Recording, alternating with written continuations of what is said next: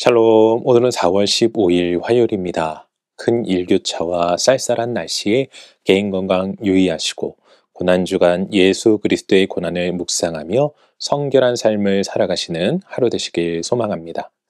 오늘 우리가 통독할 말씀은 역대상 17장에서 21장까지입니다. 오늘 말씀은 다윗의 성전 건축에 대한 소망과 이에 대한 하나님의 답변으로 시작합니다. 이때 하나님은 다윗의 왕조에 복을 주심으로 다윗의 왕국은 큰 번성을 누리게 되는데 주변 나라들을 점령하는 등 강력한 국가로 거듭나게 되죠. 그러나 다윗은 사탄의 충동이 그만 하나님이 명령하시지도 않은 인구조사를 하게 되고 이 일로 하나님의 진노가 임하게 되는데 하나님은 이런 중에도 은혜를 베푸셔서 이후 솔로몬이 건축할 성전 부지를 찾게 하십니다. 오늘은 이러한 말씀 가운데 역대상 17장 7절과 8절 말씀을 묵상해 보도록 하겠습니다. 역대상 17장 7절과 8절 함께 읽겠습니다. 또한 내 종 다윗에게 이처럼 말하라. 만군의 여호와께서 이처럼 말씀하시기를 내가 너를 목장 곧 양떼를 따라다니던 데에서 데려다가 내 백성 이스라엘의 주권자로 삼고 내가 어디로 가든지 내가 너와 함께 있어 내 모든 대적을 내 앞에서 멸하였은즉 세상에서 존귀한 자들의 이름 같은 이름을 내게 만들어 주리라. 아멘. 여러분, 이스라엘에 있어 가장 존경하고 가장 사랑하며 가장 닮고 싶은 왕을 뽑으라고 한다면 누구를 뽑을 것 같습니까? 바로 다윗 왕입니다. 이스라엘에게 있어 다윗 왕의 존재는 엄청나죠. 그런데 여러분, 다윗이 이처럼 위대한 왕, 존경받고 사랑받는 왕이 될 수 있었던 이유는 무엇 때문입니까? 바로 하나님의 전적인 은혜가 있었기 때문입니다.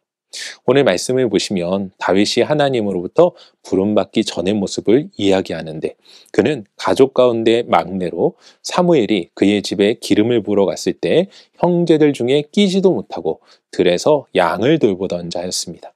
하지만 하나님께서는 그를 택하시고 인도하심으로 그는 이스라엘에서 가장 위대한 왕이 되었죠. 물론 이러한 일은 다윗의 신실함이 있었기에 가능했던 일이기도 합니다. 사무엘서 말씀을 보면 하나님께서 사무엘에게 나는 중심을 본다고 이야기하시면서 다윗을 택하신 것 아니겠습니까? 사랑하는 성도 여러분, 우리가 하나님께 신실하게 행한다면 중심을 보시는 하나님께서 우리의 환경이 어떠하던 다윗과 같이 위대한 자로 우리를 인도하여 주실 것을 믿으시기 바랍니다. 다윗도 쓰임받았는데 우리라고 못할 것이 무엇이겠냐는 것입니다. 생각해 보십시오. 가족들에게도 인정받지 못하고 양이나 돌보던 소년이 한 나라의 왕이 되었고 가는 곳마다 승리하는 역사를 이루어가지 않았습니까? 하나님의 도우심이 있으면 이러한 인생 역전의 드라마가 쓰여지는 것입니다. 그러니 우리 역시도 다윗과 같이 신실한 마음으로 하나님만 바라보며 그분을 의지하여 나아가 하나님의 도우심 속에서 진정한 승리의 삶, 성공의 삶을 살아가시는 모두가 되시길 주님의 이름으로 간절히 축원합니다. 기도하겠습니다. 사랑과 은혜가 충만하신 아버지 하나님 감사합니다. 오늘도 하나님의 도우심과 은혜를 구하며 우리가 주님 앞에 나아갑니다.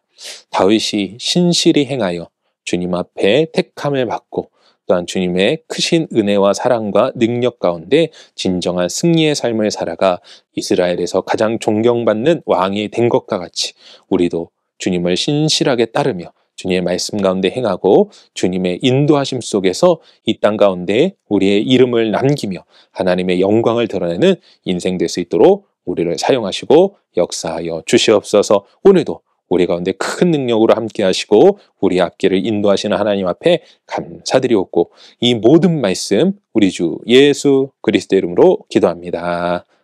아멘.